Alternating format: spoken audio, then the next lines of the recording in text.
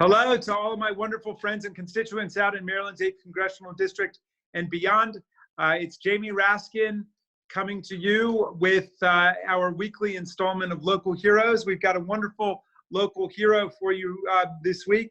Her name is Sonja Ogburn, and she's a member of SEIU Local 500, and she was involved in a number of COVID-19 building cleanup efforts right when the crisis began, and she's continued to stay on the job with other members of Local 500. And so I'm going to interview her, and then we're also joined by the president of SEIU 500, Pia Morrison, so she can talk a little bit about Sonja and also about what all the members are doing. So let's start by welcoming Sonja Ogburn, our local hero for this week. Sonja, welcome. Oh, thank you, Congressman. I really appreciate you having me today. Thank you very much. Well, we're psyched to recognize your efforts. Tell us what it was like when all of this first broke and everybody was flipping out, and then you had to go in and clean up buildings. I know you started at the Wingate Elementary School, right? Yes, sir. Yeah, I've been at Wingate, I believe, for like about almost 5 years. And when it first broke, I mean, I was scared like everyone else, because, you know, sometimes if you really don't know what's going on, you know, you might panic. But then the part that kicked in is knowing that I have been trained, you know, to do my job. And the most important thing was to make sure that, because I'm dealing with children, so I had to, you know, not panic, get the job done, to make sure that keeping everyone safe and making sure the building is clean. You know, working at MCPS, it's a great job. So I wanted to show them that as a manager, that they could depend on me, and that through it all, no matter what happened, I'm going to be there. So we had to make sure everything was clean. We had to wipe everything, make sure everything was wiped down. You know, also making sure that I took care of myself. In order for me to do my job, I have to make sure I'm taking care of myself. Did so you it have was the a lot, but we got through it. And you had PPEs, you had the gloves, you had the mask? Yes, sir. We had everything. Yes, sir. Yes. I know. Yes. Yeah, and you've been with the school system for like 23, 24 years, right? Yes, sir. Yes, sir. Yes. So a long time. You knew exactly what needed to be done, and the staff looked to you, I understand, but also the kids look up to you too, right? Yes, absolutely. Absolutely. So I had to make sure that, you know, that they felt safe. And I can proudly say that at Wingate, before all this had happened, we were like, you know, doing our job, making sure everything was clean, but we knew we had to do an extra, you know, just making sure that everything was sanitized, which we normally did every day, but we had to make sure, because like I said, I really didn't really understand, but the more I was educated to understand what was going on, I said, this is really important. I need to make sure that I'm really doing everything that's required to do my job, and making sure that my staff had everything that they needed to get the job done.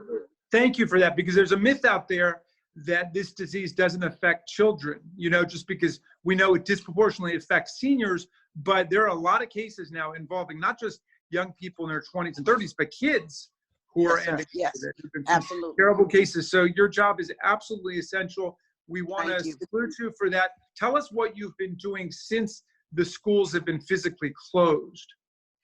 Well, since the schools have been physically closed, I still go in on Tuesday on a volunteer base. They're not making us go in, but again, I've been doing this for years. So by me being the manager of Wingate, I want to make sure that everything is done. Curb appeal, we go and cut the grass, check the roof, check inside the school, as if I was, you know, doing this same job that I normally have been doing for 23 years every day.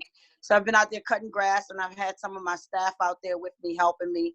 And we distance ourselves from each other, but we've been friends for a long time, so we look out for each other. So it's important, because like I said, it's just not a school, it's a community, and people live around there, and I want them to know that no matter what, that Sonja is still there for them. No, that's so awesome. All right, look, we're joined by the president of SEIU Local 500, Pia Morrison. Pia, thank you for being with us. Do you want to say a couple words about Sonja and then what she reflects generally about the members? Sonja, I do. I think that what I want to illustrate most importantly is the pride that I have and the honor that I feel in being able to represent support staff professionals that are so dedicated to their jobs and dedicated to the success of students and making sure that students have a safe, clean environment.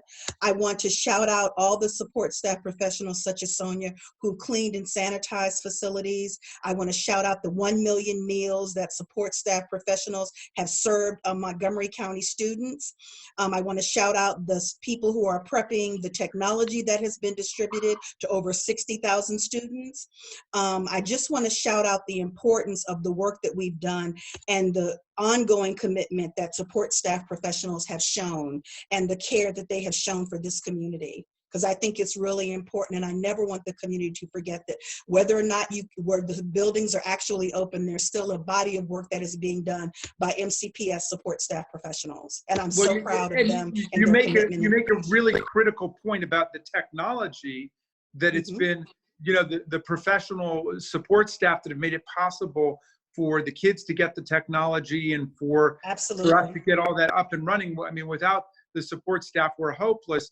But it's also an important point about keeping the schools clean and squeaky clean and hygienic. So when, you know, knock on wood, we get to go back to school, people feel safe about it. Yes, absolutely. Absolutely.